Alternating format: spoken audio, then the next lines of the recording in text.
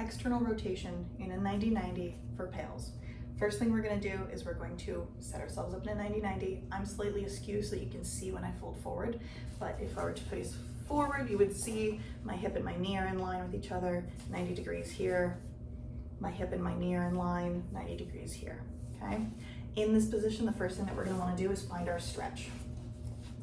So we want to be nice and tall, feel as though we're being pulled up to the ceiling.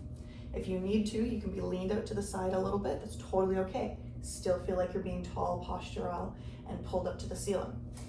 From here, we want to feel as though we're bringing our belly button over top of our front foot or front knee. And our tailbone is coming up towards the ceiling, okay? We can make it quite a successful stretch in depth if we just curve ourselves down, but we probably won't get a lot of stretch on the back here.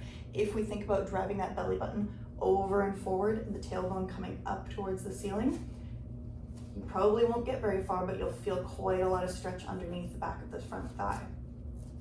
In this position, we want to do our 2-minute hold. Want to try to relax as much as we can. If you feel that you can get deeper into this stretch, instead of folding more forward, think about trying to bring that tailbone up towards the ceiling and belly button further over top of that front leg, okay?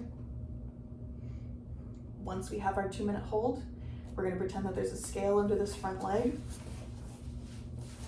And we are going to start to put a little bit of pressure from this front leg down into the floor, about 20%.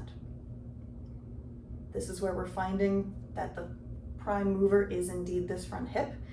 Find that stretch, find that contraction in the hip. We're going to bring it up to 40%, pushing into the floor, 40%, mostly with this ankle, but you can think about a little bit of calf and knee as well. Bring it up to 60. Once we're at 60, we're going to create some tension.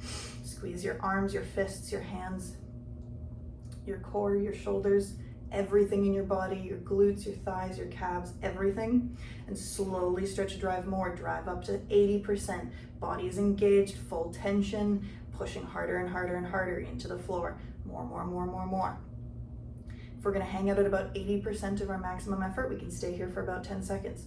If you want to drive up to 100% of your effort, at 100%, we're only going to stay up there for about 4 to 8 seconds. Okay? Nice and gentle. We're going to come back down to 80 if you went up, or if we're at 80, we'll bring it back down to 60, then to 40. Start to get lighter and lighter on this foot as we come down. Bring it down more, down to 20, and relaxed. If you want to, you can do a couple of PAILs here.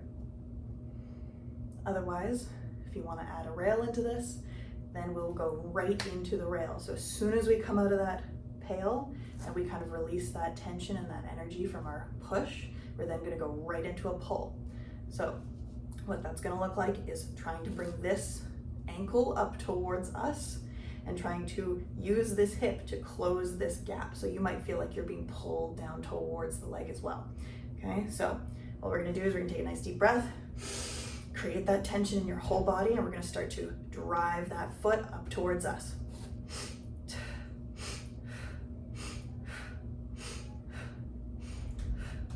We'll be here for less than 10 seconds and relax out of it.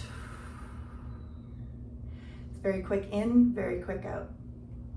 You can do multiples, meaning you go back into your PAIL and then very quickly after your PAIL, right into your rail. Or we can just do one PAIL and one rail, because that's honestly quite a lot.